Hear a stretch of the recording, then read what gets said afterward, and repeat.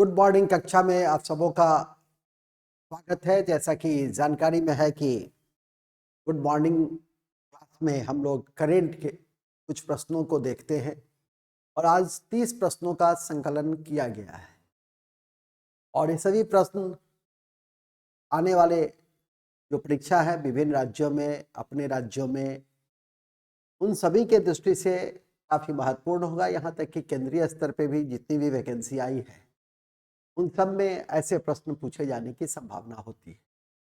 सबसे पहला प्रश्न है, चंद्रमा के दक्षिण ध्रुव पे उतरने वाला विश्व का पहला देश कौन है? ये काफी पॉपुलर क्वेश्चन है। भारत, जिसे ध्यान रखने का प्रयास करिएगा। तो भारत इसका आंसर होगा। इसके अलावा क्वेश्चन नंबर 2, हाल ही में चर्चा में रहे राम मंदिर के परिसर में किस शैली से इसका डिजाइन तैयार किया गया? मंदिर निर्माण की 3 शैली होती है और उसमें उत्तर भारत की जो शैली है नागर शैली, ये दक्षिण भारत की शैली है। यह दक्षिण भारत की शैली है और ये दोनों की मिश्रित शैली है। बेसर शैली मिश्रित शैली का उदाहरण है जो ध्यान में रखना है। और बेसर शैली की सबसे उत्कृष्ट मंदिर होयसल वंश की होलीबीड की मंदिर है, जबकि द्रविड़ शैली की सबसे उत्कृष्ट मंदिर तंजौर की बृहदेश्वर की मंदिर है। ध्यान रखेंगे। भारत ने एशिया पैरा खेल 2023 में कितने पदक जीते? तो 111 पदक जीते हैं। तो यह भी काफी इंपॉर्टेंट फैक्ट है। हाल ही में निम्नलिखित में से किस संगठन ने अपना सशस्त्र संघर्ष को समाप्त करते हुए केंद्र और असम सरकार के साथ शांति समझौते पर हस्ताक्षर किए?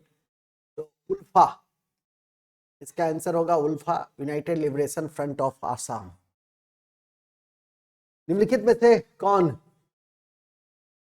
हाल ही में यूनेस्को के द्वारा विश्व धरोहर सूची में शामिल हुआ है? तो दोनों शामिल हुए हैं, शांति निकेतन और होयसल मंदिर। अभी मैं इसकी चर्चा भी कर रहा था, जो बेसर शैली में है और परीक्षा की दृष्टि से काफी मायने रखता है।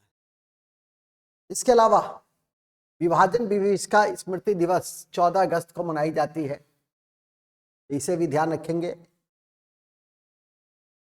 वित्त वर्ष 2025 के लिए नॉमिनल जीडीपी वृद्धि की अनुमानित दर कितनी है? 10.5%। नेक्स्ट, सूर्योदय योजना के तहत 1 करोड़ घरों में कितने यूनिट बिजली निःशुल्क देने की घोषणा की गई है? तो इसका उत्तर 300 यूनिट निःशुल्क है, तो ध्यान रख सकते हैं। 22 जनवरी से सूर्योदय योजना की शुरुआत हुई थी। निम्नलिखित में से कौन फरवरी 2024 में संघ लोक सेवा आयोग के सदस्य के रूप में नियुक्त किए गए हैं? तो संजय वर्मा। नेक्स्ट, निम्नलिखित में से किसे सशस्त्र सीमा बल के नए महानिदेशक के रूप में नियुक्त किया गया है? दलजीत सिंह चौधरी। ध्यान रखिएगा, रश्मि शुक्ला को महाराष्ट्र के पहली महिला डीजीपी बनी है। 81वां गोल्डन ग्लोब अवार्ड्स 2024 में सर्वश्रेष्ठ अभिनेता का पुरस्कार सिलियन मर्फी को दिया गया है, तो यह भी इंपॉर्टेंट है, इसे भी ध्यान रख सकते हैं।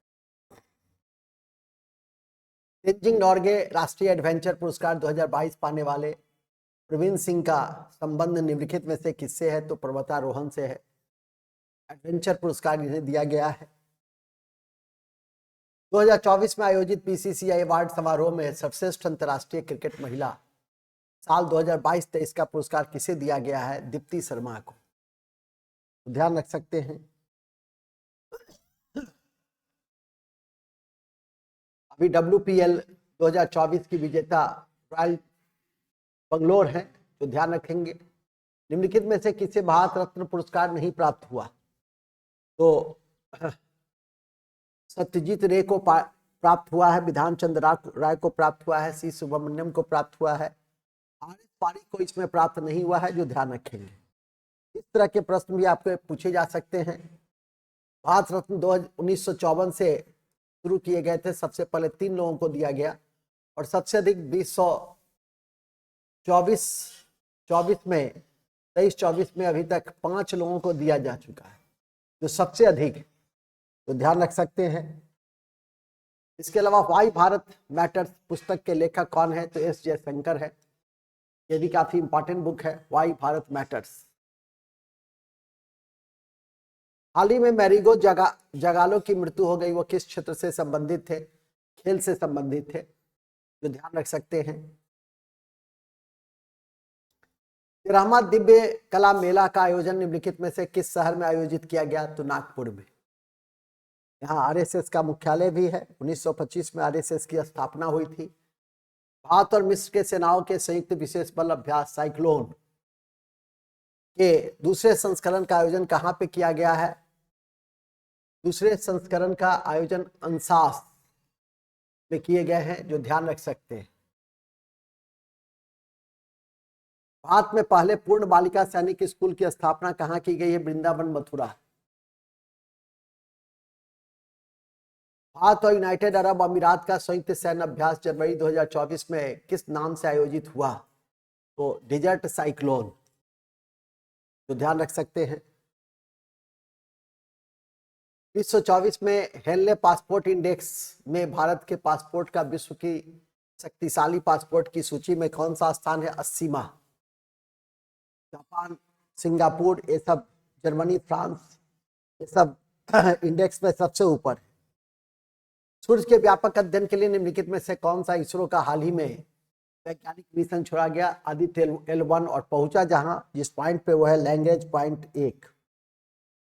Central banking award governor of the year पुरस्कार किस देश के सेंट्रल बैंक को गवर्नर को दिया गया है? तो भारत के को दिया गया है, और ये अभी हाल में पीसीएस की परीक्षा में भी पूछी गई है।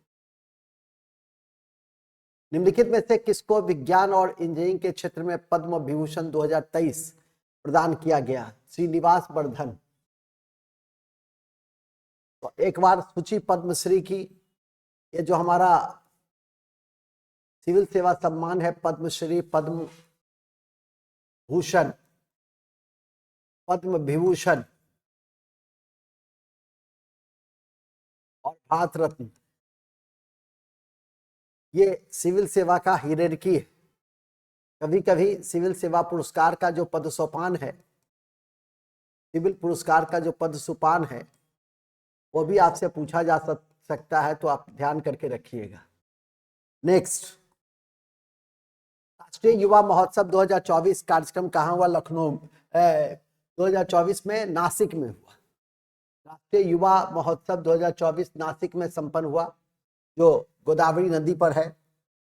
नासिक गोदावरी नदी पर है। यहाँ त्र्यंबकेश्वर महादेव भी हैं, परीक्षा के दृष्टि से ध्यान रखिए। और त्र्यंबकेश्वर की पहाड़ी से ही दक्षिण की गंगा, ये दक्षिण की गंगा भी है, जो त्र्यंबकेश्वर की पहाड़ी से ही निकलती है।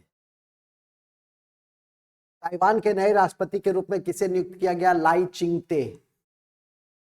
और सब नाम पुराना है। लाई चिंगते ताइवान के नए राष्ट्रपति हैं।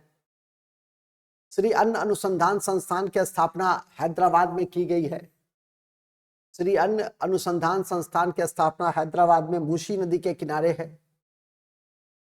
और सालार जंग संग्रहालय है। मूसी नदी, सालार जंग संग्रहालय, इन सब के कारण हम इसे याद रखते हैं। क्यून सिटी भी है। विश्व रोगी सुरक्षा दिवस के संदर्भ में निम्नलिखित में से निम्नलिखित कौन सा कथन सत्य नहीं है? यह दिवस प्रत्येक वर्ष 17 सितंबर को मनाया जाता है। नहीं, वर्ष 2023 का थीम था रोगी सुरक्षा के लिए रोगियों को संलग्न करना। नाइदर एक नॉट दो, इस दोनों में से कोई सही नहीं है, तो ध्यान रख सकते हैं। विश्व मलेरिया रिपोर्ट 2023 के संदर्भ में निम्नलिखित कथनों पर विचार करें। संयुक्त राष्ट्र महासचिव के द्वारा जारी किया गया रॉन्ग। रिपोर्ट्स के अनुसार दक्षिण पूर्व एशिया में मलेरिया के कुल मामलों में भारत का 1/3 जिम्मेदार है। रॉन्ग, मतलब इसमें भी नाइदर वन नॉट टू। और लास्ट है, वैश्विक यूनिकॉर्न रैंकिंग के संदर्भ में निम्नलिखित कथनों पर विचार करें। भारत 72 यूनिकॉर्न कंपनी के साथ इस रैंकिंग में तीसरे स्थान पर है, बिल्कुल ठीक है। और चीन इस रैंकिंग में प्रथम स्थान पर है, ये ठीक नहीं है, इसलिए इसका आंसर होगा ए। ओनली वन सही है। भारत का स्थान यूनिकॉर्न में तीसरे स्थान पर है। इस तरह से करंट के इन बिंदुओं को आपने देखा, समझा, जाना। इस तथ्यों पर नजर रखेंगे। 10 मिनट का वीडियो है, एक दो बार देख लेंगे तो मैं समझता हूं कि धीरे धीरे करके कई इसमें रिवीजन फैक्ट भी हैं जो आपको काम देगा भविष्य की दृष्टि से। जय हिंद, जय भारत। Thank you.